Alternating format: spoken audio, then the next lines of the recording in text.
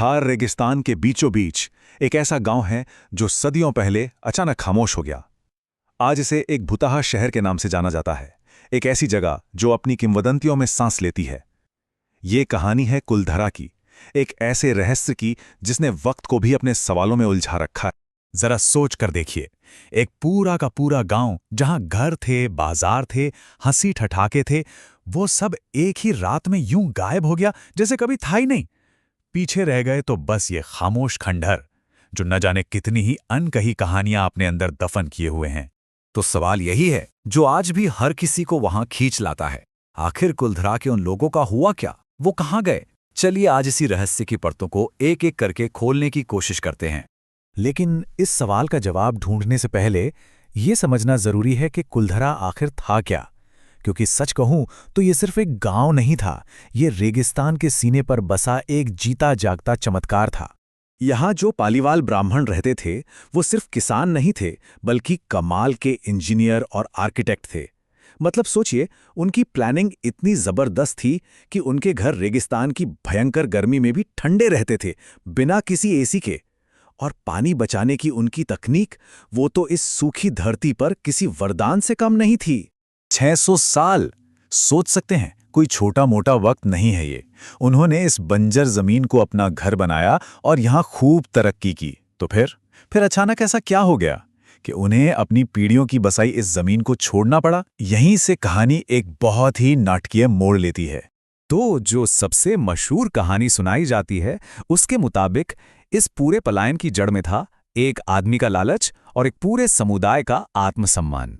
कहानी का विलन है सालिम सिंह, जैसलमेर का वो ताकतवर और कहना चाहिए बेहद जालिम दीवान।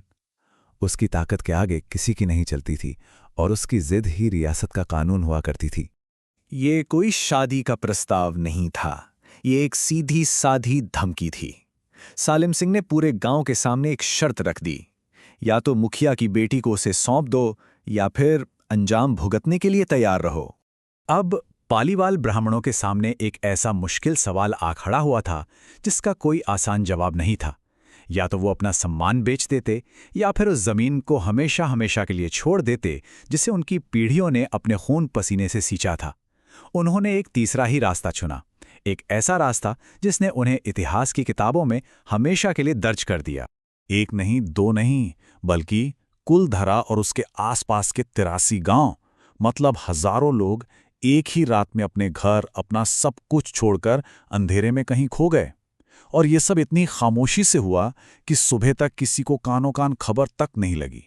लेकिन कहते हैं कि वो लोग सिर्फ गए नहीं, वो अपने पीछे एक ऐसी चीज छोड़ गए जो आज भी कुलधरा के उन खंडरों में गूंजती है, एक श्राप।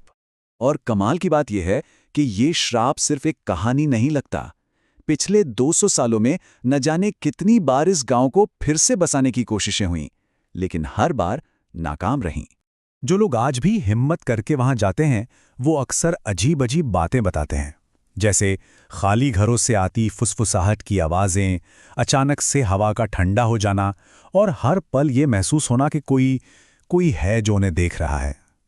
इन्हीं सब अनुभवों ने कुलधरा को भारत की सबसे भुताहा जगहों में से एक बना दिया है।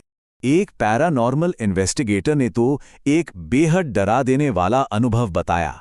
उसे महसूस हुआ जैसे कोई मदद के लिए पुकार रहा हो।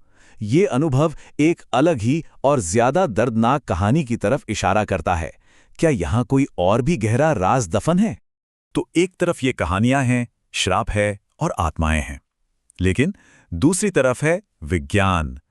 क्या कुलधरा के वीरान होने की कोई और ज्यादा तार्किक वजह हो सकती है? तो देखिए, दो बिल्कुल अलग अलग तस्वीरें उभर कर आती हैं। एक तरफ लोक कथा है जिसमें एक जालिम दीवान है, रातों रात गांव खाली हो जाता है और एक श्राप है। और दूसरी तरफ विज्ञान, जो कुछ और ही कहानी सुनाता है। कई रिसर्चर्स का मानना है कि ये जो रातों रात गायब होने वाली बात है ना, ये शायद बस एक कहावत है।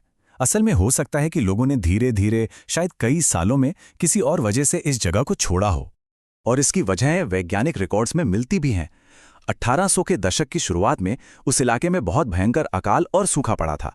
साथ ही जियोलॉजिकल रिकॉर्ड से पता चलता है कि उसी दौरान वहां भूकंप के कई झटके भी आए थे। तो हो सकता है इन सब वजहों ने लोगों को यहां से जाने पर मजबूर कर दिया हो। और पता है, ये जांच पड़ताल आज भी जारी है। साइंटिस्ट की एक टीम वहां से मिले पुराने मिट्टी के बर्तनों, लकड़ी के टुकड़ों और दूसरी चीजों की कार्बन डेटिंग कर रही हैं, ताकि इस सदियों पुरानी पहेली को सुलझाया जा सके। तो वजह चाहे जो भी रही हो, सालिम सिंह का डर हो या सूखा और भूकंप, एक बात तो तय है, आज कुलधरा एक ऐसी जगह बन चुका है जहां उसका रहस्यमयी अतीत ही उसका भविष्य तय कर रहा है। कुलधरा अब मिस्ट्री टूरिज्म की एक बेहतरीन मिसाल बन गया है। मतलब लोग यहाँ इतिहास पढ़ने कम और उस रहस्य को महसूस करने, उस रोमांच को जीने के लिए ज्यादा आते हैं जिसकी कहानियां उन्होंने सुनी हैं। और सबसे दिलचस्प बात तो ये है कि जिस रहस्य ने इस गांव को एक जमाने में वीरान कर दिया था, आज वही रहस्य आसपास के लोगों के लिए रोजी रोटी का जरिया बन गया है। गाइड, टैक्सी वाले, छोटे छोटे दुकानदार, सबकी जिंदगी अब उसी एक कहानी से जुड़ी हुई है। 200 से भी ज्यादा साल हो चुके हैं। इस गांव में अब कोई नहीं रहता। ये अब आर्कियोलॉजिकल सर्वे ऑफ इंडिया की एक संरक्षित जगह है। फिर भी अपनी कहानियों और अपने रहस्य की वजह से ये जगह आज भी जिंदा है। तो आखिर में वही सवाल फिर सामने आ खड़ा होता है, क्या कुलधरा की हवा में वाकई उन पालीवाल ब्राह्मणों की आत्माओं की फुसफुसाहटें हैं, या फिर ये सिर्फ उन अनसुलझे सवालों की गूंज है जो हमारे अपने दिमाग में चलते रहते हैं? शायद इस सवाल का कोई पक्का जवाब न होना ही इस जगह का सबसे बड़ा रहस्य है।